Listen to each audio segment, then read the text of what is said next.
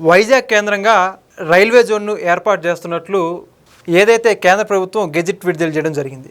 అయితే ఇప్పుడు ఈ యొక్క రైల్వే జోన్కి సంబంధించి అనేక రాజకీయ హామీలు ఇచ్చినటువంటి కూటమి ప్రభుత్వం ఎట్టకేలకు ఆ యొక్క హామీ నెరవేర్చిందనే చెప్పుకోవాలి.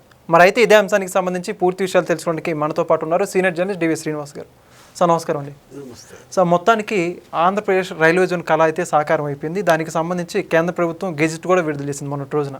అయితే ఇప్పుడు వైఎస్ఆర్సీపీ ఈ యొక్క అంశాన్ని గురించి ఏమైనా క్రెడిట్ చోరీ అంశానికి పాల్పడే అవకాశం ఉందంటారు, ఏమంటారు?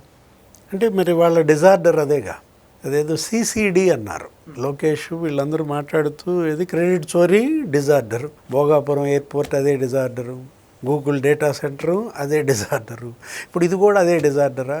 దీనికి అనరేమో, ఎందుకంటే దీనికి వాళ్ళు భూములు ఇవ్వకపోగా ఈ జోన్ ఇంత ఆలస్యం కావడానికి కూడా జగన్మోహన్ రెడ్డే కారణం. యాక్చువల్గా 12 ఏళ్ళు పట్టింది దీన్ని సాధించడానికి. విశాఖ రైల్వే జోన్ ఇవాళ సౌత్ కోస్ట్ రైల్వే జోన్ అనేది ఇవాళ విశాఖ కేంద్రంగా, అది ఉత్తరాంధ్ర ప్రజల కళ. అది మన యొక్క హామీ. విభజన చట్టం ఆ రోజు రాష్ట్రాన్ని విభజిస్తున్నప్పుడు స్పష్టంగా చెప్పారు, ఏమని? పోలవరం మేమే కడతాం, జాతీయ ప్రాజెక్టుగా దీన్ని ప్రకటించాం. అట్లాగే విశాఖపట్నానికి ఒక రైల్వే జోన్ ఒకటి ఇస్తున్నాం, రాజధానిగా అమరావతి మేమే కట్టించి పెడతామని ఆ రోజు ఒక 6 వారాలు ప్రకటించారు. ఎవరు? మన్మోహన్ సింగ్. ఇప్పుడు ఈ విశాఖ ఈ రైల్వే జోన్ అనేది యాక్చువల్గా జగన్మోహన్ రెడ్డి ఏం చేశాడు? భూములు ఇవ్వకుండా 5 ఏళ్ళు నాంచాడు. దానికి మనకు ఒకటే నిదర్శనం, ఏది? దానికి ఆధారం కేంద్ర మంత్రి ఆ రోజు మరి స్పష్టంగా ప్రకటించాడు 2024 ఫిబ్రవరిలో. 2024 ఫిబ్రవరిలో ముఖ్యమంత్రి ఎవరు? జగన్మోహన్ రెడ్డి. కేంద్ర మంత్రి ఏమని ప్రకటించారు? అక్కడ ప్రభుత్వం మరి జాప్యం చేయడం వల్లే జోన్ ఆలస్యమైంది, భూములు ఇంతవరకు ఇవ్వలేదు జోన్ కార్యాలయం కట్టడానికి అంటే ఇంక ఇందులో క్రెడిట్ ఏంటి? చోరీ ఏంటి? 5 ఏళ్ల పాటు జగన్మోహన్ రెడ్డి ముఖ్యమంత్రిగా రైల్వే జోన్ హెడ్ ఆఫీస్ కట్టడానికి భూములు ఇవ్వలేదని లోక్సభలో చెప్పిందే కేంద్ర మంత్రి. మరి ఆ రోజు ఎంతమంది ఉన్నారు లోక్సభ సభ్యులు? వైసీపీ తరఫున 21 మంది, 22 మంది ఉన్నారు. రాజ్యసభలో 11 మంది ఉన్నారు. 33 మంది ఎంపీలు ఉండి కూడా ఇతను రైల్వే జోన్ తేలేని అసమర్థుడిగా, కనీసం భూములు ఇవ్వని ముఖ్యమంత్రిగా కేంద్ర మంత్రి తిట్టిన పరిస్థితి. ఇప్పుడు మరి ఈ కూటమి ప్రభుత్వం ఏర్పడిన వెంటనే మనం చూసాం ఈ 2 ఏళ్లలో జరిగినటువంటి పరిణామాలు. నీకు ఆ ముడసర్లో ఆ ప్రాంతంలో నీకు దగ్గర 52 ఎకరాలు ఇచ్చారు ఆ హెడ్ ఆఫీస్ కట్టుకోవడానికి. మరి ప్రధానమంత్రి వచ్చాడు అక్కడికి మొన్న లాస్ట్ ఇయర్ జనవరి 8వ తారీఖు 2025 జనవరి 8న మోడీ వచ్చి అక్కడ శంకుస్థాపన చేశారు, భూమి పూజ చేశారు. రైల్వే జోన్ కార్యాలయం దగ్గర ఒక 190 కోట్లు అంటే 200 కోట్లతో ఆ కార్యాలయం నిర్మాణం, ఒక 9-10 అంతస్తులతో భవనం, ఇంకా ఉద్యోగుల యొక్క హెడ్ క్వార్టర్స్, వాళ్ళ క్వార్టర్స్ అన్నీ కూడా నిర్మాణం అన్నమాట. ఇప్పుడు అసలు నీకు నిన్న గెజిట్ కూడా ఇచ్చింది రైల్వే జోన్కి సంబంధించినటువంటి గెజిట్, ఇంకా నోటిఫికేషన్ అన్నమాట. అమరావతికి చట్టబద్ధత ఎలా అయితే గెజిట్ అయిందో ఇప్పుడు రైల్వే జోన్కి కూడా ఏమన్నారు? దేశంలో ఇది 18వ రైల్వే జోన్. ఇప్పటికి 18 జోన్లు ఉన్నాయి. ఇప్పుడు విశాఖ జోన్ అనేది నీకు ఇవాళ అసలు ఎంప్లాయీస్ను కూడా కేటాయిస్తున్నారు. ఉద్యోగుల నియామక ప్రక్రియ కూడా షురు అయింది. ఒక 128 ఆఫీసర్స్, 128 మంది ఉన్నత అధికారులు ఉంటారు, ఒక 1100 మంది సిబ్బంది ఉంటారు. నీకు అక్కడ ఏది ఈ జోన్లో పనిచేసేటువంటి వాళ్ళు అసలు ప్రత్యక్షంగా పరోక్షంగా నీకు ఈ రైల్వే జోన్ వల్ల 15,000 మందికి ఉపాధి అంట, విశాఖ రైల్వే జోన్ రావటం వల్ల. ఇది మరి చంద్రబాబు ప్రభుత్వం, మోడీ ప్రభుత్వం ఇప్పుడు డబుల్ ఇంజన్ సర్కార్ ఇవాళ క్రెడిట్ అంటున్నాడు మాధవ్. అంటే ఈ 15,000 మందికి ఉపాధి లేకుండా జగన్ 5 ఏళ్ల పాలన. అదేదో అప్పుడే ఏది జగన్ ముఖ్యమంత్రి అయినప్పుడే 2019లోనే భూములు ఇచ్చేసి ఉంటే ఈ పాటికి అయిపోయి ఉండేది. వాళ్ళు బ్రహ్మాండంగా అక్కడ ఒక 5-6 వేల మంది ఉపాధి పొందుతూ ఉండేవాళ్ళు అనమాట.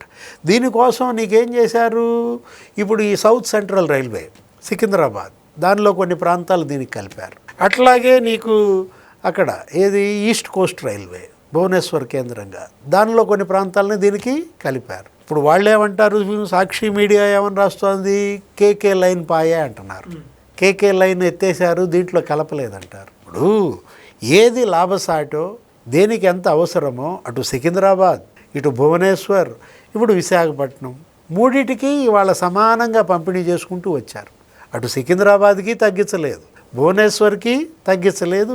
విశాఖ కొత్త రైల్వే జోన్గా మరి పెడుతున్నప్పుడు నీకు వచ్చేసరికి దీంట్లో గుంతకల్లు, గుంటూరు, విజయవాడ, విశాఖ 4 డివిజన్స్ దీని కిందకు వచ్చేసాయి.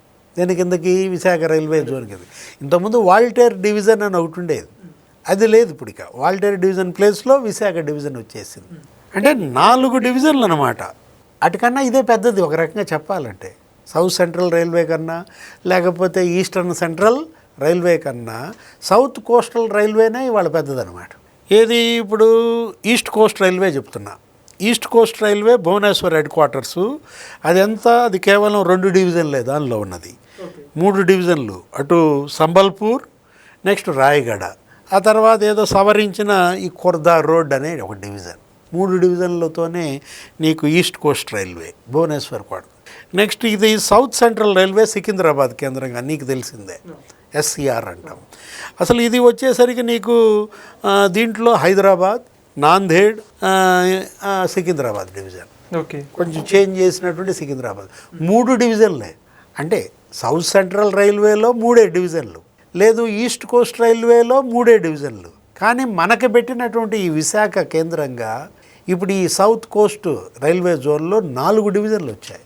గుంటూరు, విజయవాడ, గుంతకల్, విశాఖ.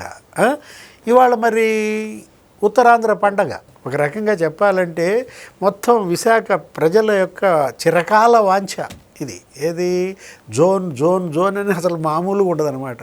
అంత కనెక్ట్ అయ్యారు. అప్పట్లో విశాఖ స్టీల్ ప్లాంట్ ఎట్లా అయితే భావోద్వేగాలతో ఉండేదో, విశాఖ ఉక్కు ఆంధ్రుల హక్కు అనే అప్పట్లో ఒక పెద్ద నినాదం. తెన్నేటి విశ్వనాథం, బాటం శ్రీరామూర్తి, గౌతు లచ్చన్న అప్పటి నాయకులు అన్నమాట. అసలు మన దగ్గర తెనాలి ఒక ఆయన ఉంటాడు, అమృతరావు అని, అమృతరావు ఎవరు ఉండేవాడు. ఆయన అయితే అసలు నిరాహార దీక్ష చేశాడు దానికోసం. అట్లాంటిది ఇవాళ విశాఖ ఏది రైల్వే జోన్ అనేది విశాఖ స్టీల్ ప్లాంట్ కన్నా ఎక్కువ భావోద్వేగ అంశంగా మారిన పరిస్థితుల్లో మనం అభినందించాలి. డబల్ ఇంజన్ సర్కార్ అనేది అసలు బుల్లెట్ ట్రైన్ స్పీడ్తో ఎలా వెళ్తోంది అన్నదానికి ఇదే ఉదాహరణ. 12 ఏళ్ళు పట్టింది దీన్ని సాధించడానికి. ఇప్పుడు ఈ 190 కోట్లతో బిల్డింగ్స్ దగ్గర కంప్లీట్ అవ్వచ్చాయి. కేవలం సంవత్సరమే ప్రధాని మోడీ శంకుస్థాపన చేసి లాస్ట్ జనవరిలో చేశాడు. మరి వాటికి అసలు ఒక షేప్ వచ్చేసినటువంటి పరిస్థితుల్లో ఇక లాంఛనం అన్నమాట. రేపు ఎప్పుడో దాని ప్రారంభోత్సవం చేస్తారు. ఇవాళ చంద్రబాబు శాసిస్తాడు, మోడీ పాటిస్తాడా? ఏమనాలి దీన్ని? ఏది అడిగితే అది చేస్తున్నాడు.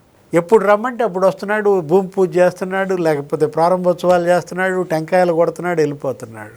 ఇది కదా మరి ఆంధ్రప్రదేశ్ ప్రజలు కోరుకున్నది. Thank you sir. నమస్తే.